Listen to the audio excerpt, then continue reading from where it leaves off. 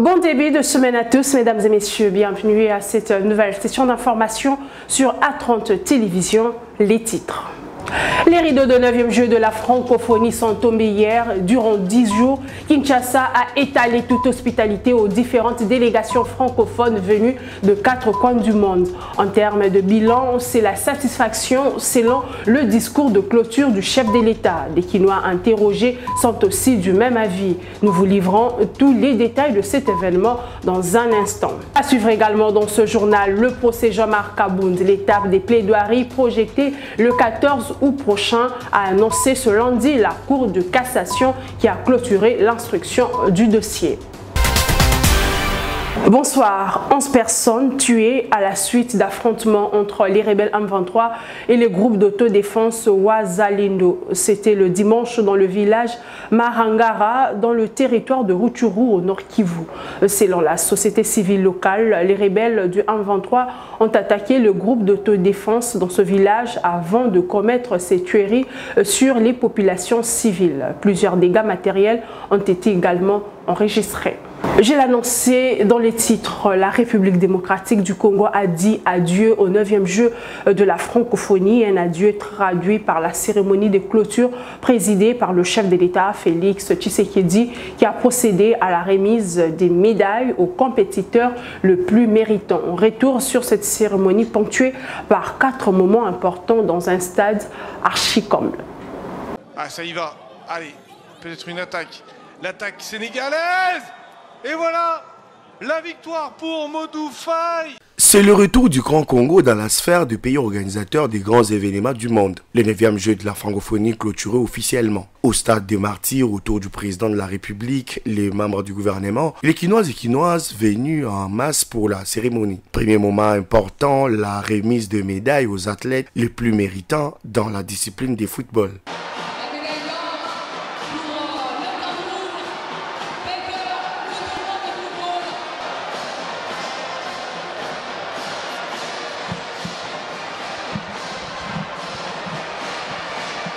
Puis, ça n'est suivi les défilés des pays participants, question de signer leur présence. Prenant la parole, le président de la République, Félix Tshisekedi, a loué les déroulements de ces Jeux. Permettez-moi d'exprimer la satisfaction du peuple congolais de les avoir abrités et d'avoir passé avec vous 10 jours d'intenses activités sportives et culturelles. Sans nul doute, cette 9e édition des Jeux de la francophonie restera gravée dans la mémoire collective des Congolais et sera inscrite dans les annales de la francophonie comme un événement historique ayant contribué significativement à cimenter notre appartenance à cette communauté, notamment dans la promotion de sa diversité culturelle et dans son rayonnement à travers le monde. Le jeu clôturé, l'acte 1 de la partie musicale, c'est l'entrée de l'artiste Ferregola, dit les padres, ovationné par le public.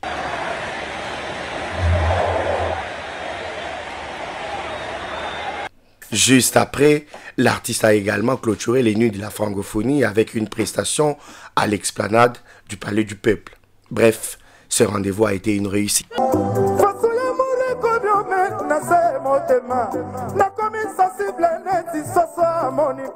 Pas un seul mort enregistré durant toute la durée de 9e jeu de la francophonie. Tel est les bilans chiffrés dressés par le vice-premier ministre de l'Intérieur, Peter Kazadi.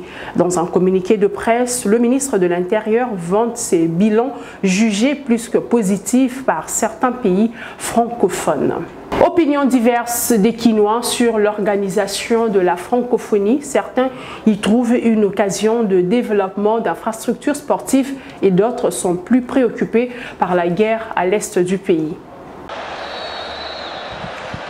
À l'heure de dresser le bilan sur la tenue de 9e jeu de la francophonie, dans le rue de Kinshasa, les avis divergent sur ce qu'aura été la plus-value de cet événement francophone. Comme en 1974 avec le combat d'Ali et Foreman, nombreux sont ceux qui estiment mémorable ce rendez-vous de francophones de la capitale congolaise. Ça va répondre dans de nos attentes.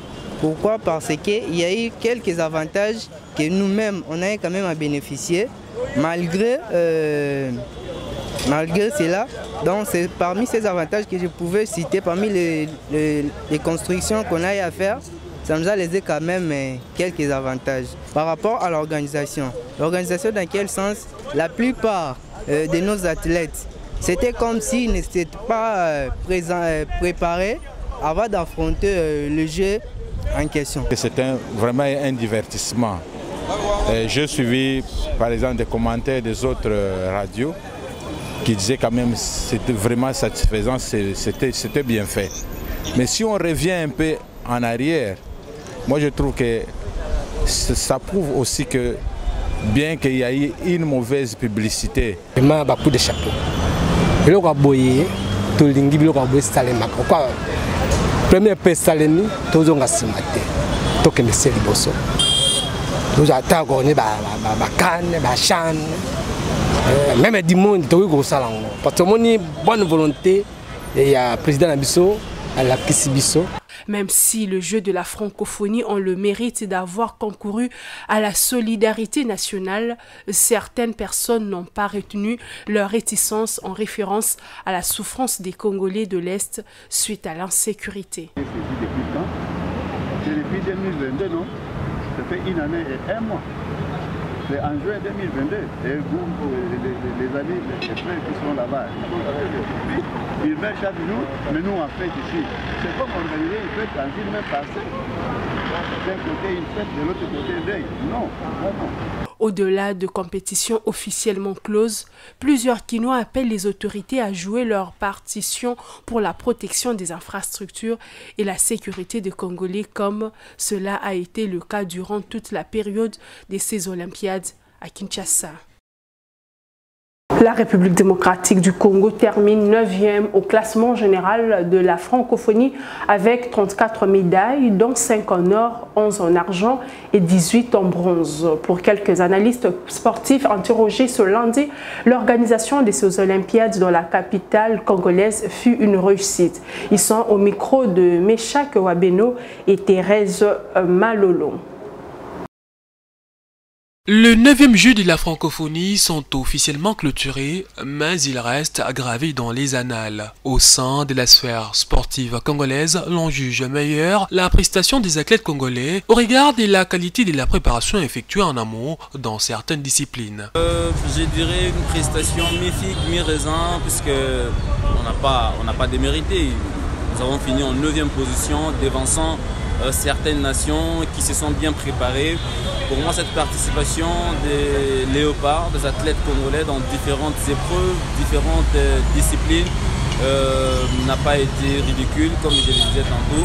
Et le plus important était de faire ce que nous avons su faire. La participation de la RDC a été plus ou moins bonne dans les différentes disciplines, dans certaines disciplines du moins, parce que là on a quand même retrouvé, on se retrouve avec 34 médailles et des médailles en or, des médailles en argent, pour dire que la participation a été assez diversifiée. Certes, on aurait bien voulu voir des bonnes prestations dans des disciplines telles que le football ou encore le basketball, des disciplines, je dirais, assez visibles en RDC, qui ont l'habitude de prester régulièrement. Les Jeux de la francophonie se sont bien déroulés en général.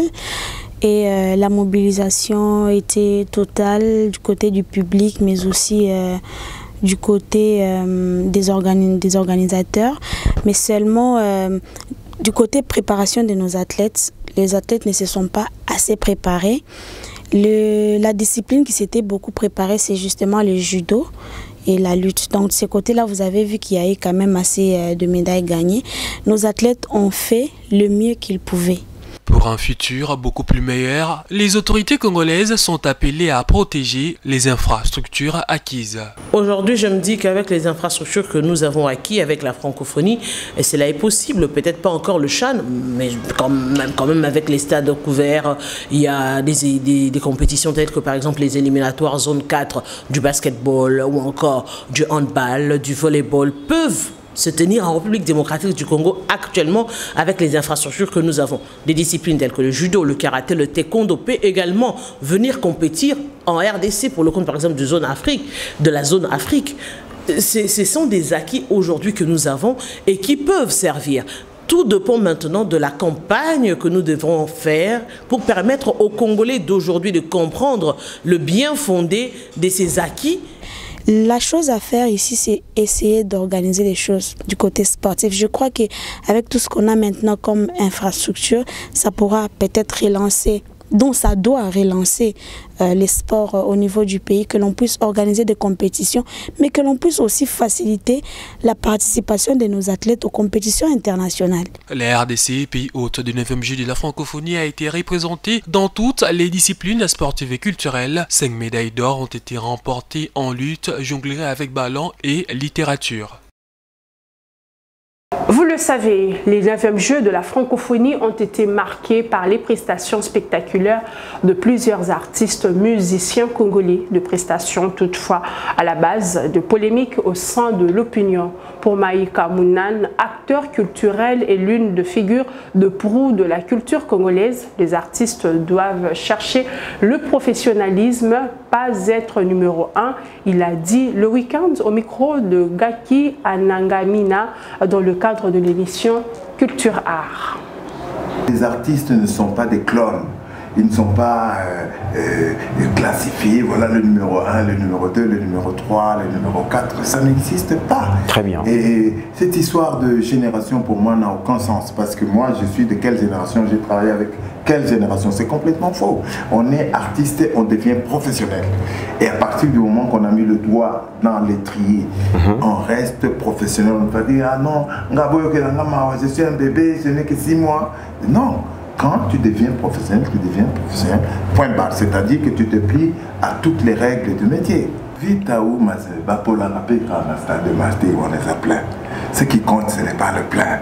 Ce qui compte, c'est qu'est-ce que tu sers à ton public, quel respect. Aux endroits public, c'est pas que tu viens faire des morceaux kilométriques à 20 minutes, que le son n'est pas correct, la lumière n'est pas correcte, chorégraphie n'a pas mise en scène, c'est ça qui compte, c'est ça qui va faire que c'est pas, tu ne vas pas dire aux gens c'était plein. Dans le même chapitre, le Comité national paralympique de la République démocratique du Congo a organisé le premier festival Parasport. À l'occasion, les athlètes ont présenté leurs médailles obtenues aux Jeux de la francophonie à la ministre en charge de personnes vivant avec handicap et autres vulnérabilités. Inclus dans la société. Ce premier festival Parasport organisé ce samedi au terrain aménagé de basketball à la 7e rue Limité a connu un engouement total avec la participation de la ministre en charge de personnes vivant avec handicap et autres vulnérabilités. À travers cette activité du Comité national paralympique, les athlètes des handisports ont présenté leurs 3 médailles obtenues lors de 9e Jeux de la francophonie à la ministre Irène Sambo. Il s'agit d'une médaille en argent et 2 en bronze. Satisfaite, la ministre en charge des personnes vivant avec handicap et autres vulnérabilités n'a pas eu sa langue dans sa poche. La loi sur la pratique de sport est maintenant en révision au niveau du gouvernement.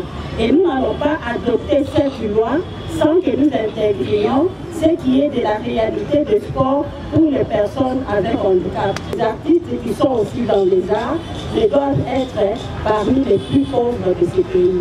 Vous devez gagner de votre sport. De son côté, Betty Miandigoula, présidente du Comité national paralympique, s'est exprimée. Et ce festival a été organisé pour montrer au public, aux autres, entre guillemets, les normaux, que les personnes en situation de handicap peuvent aussi pratiquer le sport.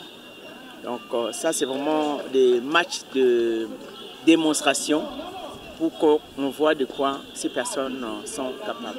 Au niveau de handisport, on a eu quand même des soutiens pour qu'on puisse intégrer les athlètes venus de différentes provinces ici pour représenter la RDC. Et ces athlètes ont compéti pour la première fois dans un championnat, je dirais, international. Et coup de chapeau à eux parce qu'ils ont gagné 3 médailles. Les athlètes se sont livrés au sport tels que le volleyball assis, mais aussi le bokia, à la grande satisfaction du public venu pour la circonstance. Madame Thérèse, attendez, madame. Parlons éducation dans ce journal. Le ministre de l'Enseignement primaire, secondaire et technique interdit la vente de fournitures scolaires à l'école, le paiement de la réinscription ou tout autre frais à part le frais scolaire. Des résolutions louables selon le président de l'Association des parents d'élèves du Congo. L'État doit prendre toutefois des mesures d'accompagnement pour encourager le chef d'établissement qui ne vont pas se plier à cette décision. Au terme de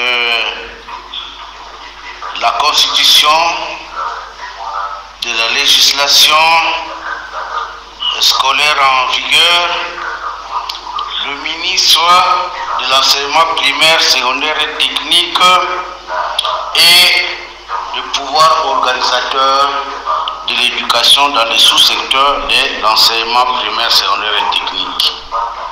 Et donc, c'est lui qui est habilité, le seul habilité à fixer les normes de fonctionnement de son ministère. Il applique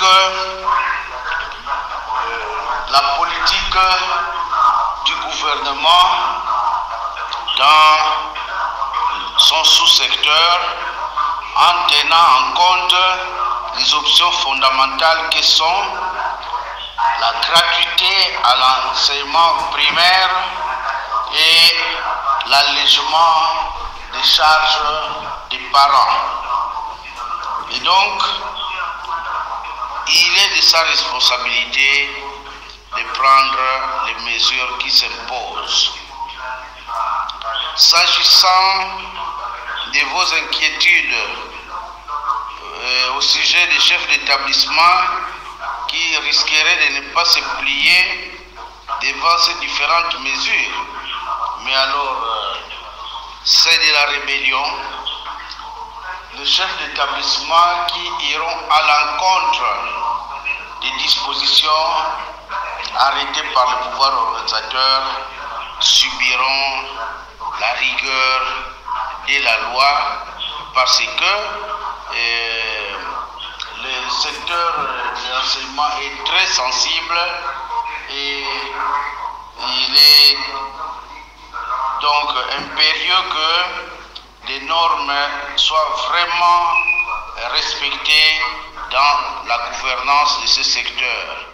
Autre chose dans l'actualité, vers la fin du procès Jean-Marc Kabound, la Cour de cassation siégeant ce lundi en audience foraine en matière répressive a renvoyé au 14 août prochain le procès de cet ancien vice-premier président de l'Assemblée nationale. Date des plaidoiries annoncées après la clôture de l'étape de l'instruction. Jean-Marc Kabound et ses avocats ont balayé toutes les accusations. Le président du parti ACH est reproché de 12 chefs d'accusation, notamment l'outrage au chef de l'État et la propagation de faux bruits. La jeunesse de l'Union pour la nation congolaise, ville de Kinshasa, a appelé à participer massivement aux élections municipales de 2024. C'est le grand message à retenir de la première tribune mensuelle de change organisée le week-end par cette branche du parti de Vital Kamerhe. Le président de la Ligue de jeunes a martelé également sur l'objectif de cette tribune d'expression comme espace de réflexion et d'orientation des jeunes qui sont la relève de la nation.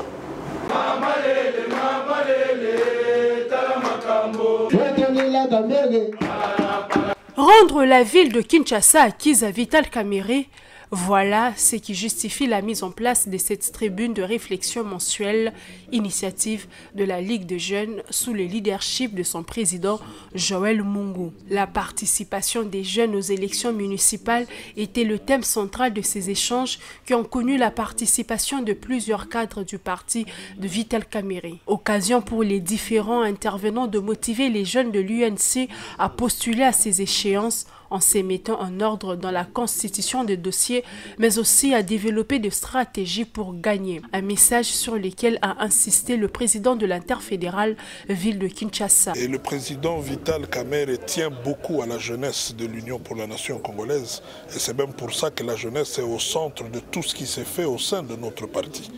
Et le secrétaire général, Billy Kambale, non seulement il a la volonté de nous amener aux élections, et être rassuré de les gagner, mais il est en train de faire tout ce qui est possible pour que toutes les structures, et ici on parle de la structure de la jeunesse de l'UNC Ville de Kinshasa, puissent participer à ce processus. Et donc la jeunesse aujourd'hui vient de s'engager pour les élections municipales. Joël Mungu, président de la Ligue de jeunes, revient ici sur l'importance de ces assises. Le café de la GIC, c'est une tribune d'expression libre et mensuelle que nous avons mise en place pour permettre à la jeunesse de notre parti de la ville de Kinshasa de s'exprimer et de rencontrer chaque mois les responsables, les autorités les plus haut placées de notre parti pour échanger à la fois sur les questions qui concernent notre parti et les pays de manière générale. L'engagement ou l'annonce des candidatures de jeunes au niveau de ces élections qui auront lieu en 2024. La prochaine rencontre est prévue le mois prochain avec une autre thématique.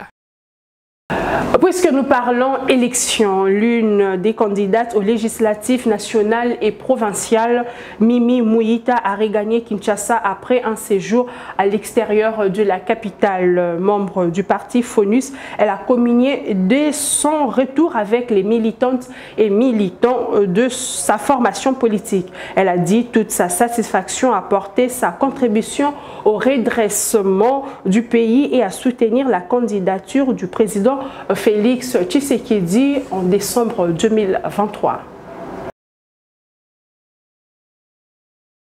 Après avoir passé près d'un mois à l'extérieur du pays, Mimi Mouita Ankieta a regagné la capitale congolaise. Le train électoral étant déjà en marche, la candidate députée nationale, retenue comme candidate sur la liste RASOP à la députation nationale circonscription électorale de Funa, a été accueillie à l'aéroport de Njili par sa base. Les militants et militantes du FONUS, parti cher à Olenga Koy, lui ont réservé un accueil très chaleureux.